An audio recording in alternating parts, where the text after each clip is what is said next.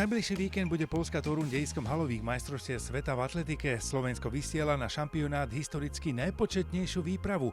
10 atlétov sme ešte nikdy na majstrovstvách sveta pod strechou nemali. Vyzerá to dobre, tie ciele sú oveľa vyššie ako minulý rok na majstrovstvách sveta v hale.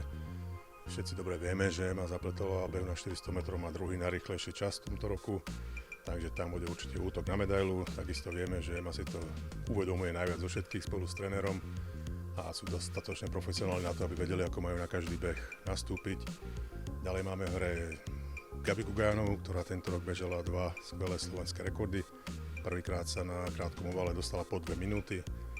Je veľmi dobre pripravená a pripravovala sa cieľene na tento šampionát.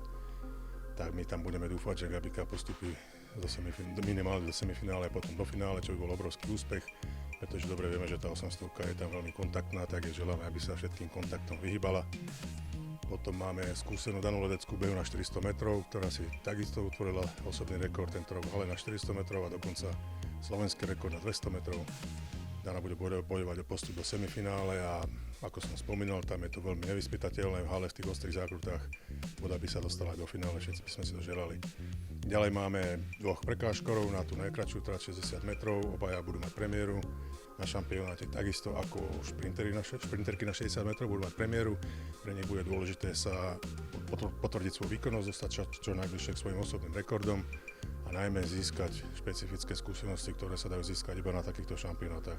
Sú tu atleti, s ktorými počítame do budúcnosti a pre nich tento šampionát bude veľmi dôležitý. A v ženskej štafete 4x400 metrov máme k dispozícii 7 atletov dokonca, aj s Gabikou Gajanovou. To finálne zloženie sa určí až na samotnom šampionáte, pretože tam bude dôležité aj to, koľko vyčerpajú Emu Zapletelovú tie 3 behy. Na 400 metrov takisto pre Danu Ledeckú a máme 2 trénerov v oficiálnej výprave, ktorí budú zodpovedať za štafetové behy, takže títo tréneri určia to konečné poradie. Až niekedy v priebehu šampionátu predpokladám, že už možno v priebehu soboty by sme mohli vedieť, v akom zložení a kto na akom úseku pobeží. Budú mať 7 súperiek, takže my tam bolo by obrovským výkonom, ak by sa dostali do finále, ale minimálne si myslím, že dievčatá vytvoria nový slovenský halový rekord behu na 4x400 metrov. Ema Zapletelová si uvedomuje ťarchu zodpovednosti. Po jej vlaňajšom bronze na majstrovstvách sveta v Tokiu behu na 400 metrov cez prekážky má vysoké ambície aj na hladkej štvrťke v hale. Do Torúne prichádza s druhým najlepším tohtoročným výkonom 50-78. O 16 stotín lepšia je iba Norka Jägerová. Áno, je tam ten tlak očakávania, ale na druhú stranu, tým, že to nie je to moja hlavná disciplína, možno to tak vnímam.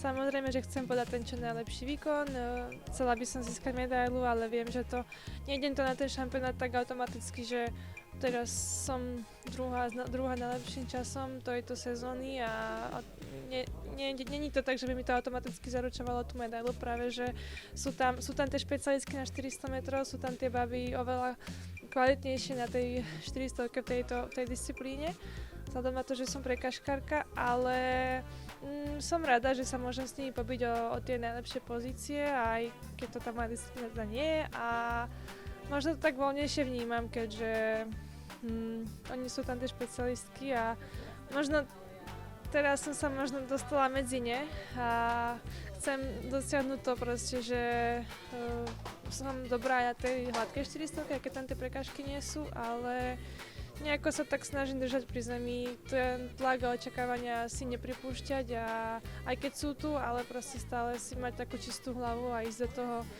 na tie majstrovstvá sveta tak správne nastavená a od každého behu proste postupne rozbehy semifinále vždy sa tak najlepšie pripraviť aj mentálne, aby som to zvládla a bola schopná podať čo najlepší výkon. Po skúsenosti a možno aj osobný rekord si snáď ide mladá Tereza Čorejová. Tá v lani získala bronz na majstrovstvách Európy do 23 rokov v behu na 100 metrov cez prekážky.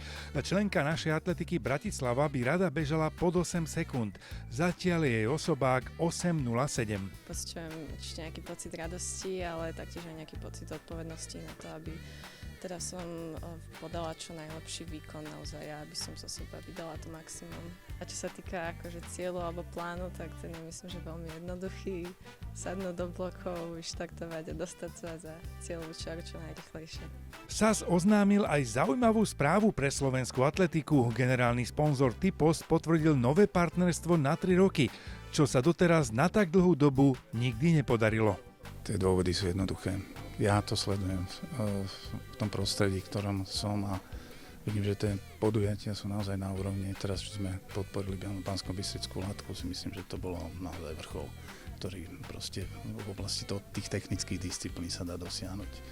A tá podpora do roku 2029 je daná aj tým, že naozaj vidíme veľký potenciál v tých mladých bežcoch a mladých atletov, ktorí sú v tých kluboch.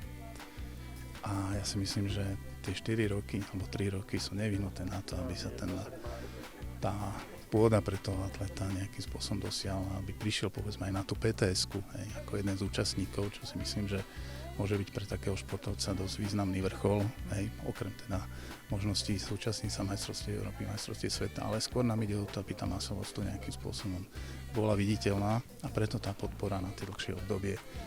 Ja si myslím, že tú atletiku, či už od detí, či už dorastenci, ja sám videl som, keď tu bol na Junáckej ešte hala, koľko dní, že tých 200 pretekárov, 200 detí sa tam zúčastnilo každý deň a to bolo úžasné. Takáto významná podpora je pre Slovenský atletický zväz dôležitá, pretože jednak je prejavom dôvery smerom k našej inštitúcii a zároveň nám aj dáva možnosť niektoré naše projekty, ktoré sú výrazne závislé od zdrojov mimo štátu, ako je napríklad organizácie najvýznamnejšieho atletického mítingu na Slovensku, mítingu typu PTS.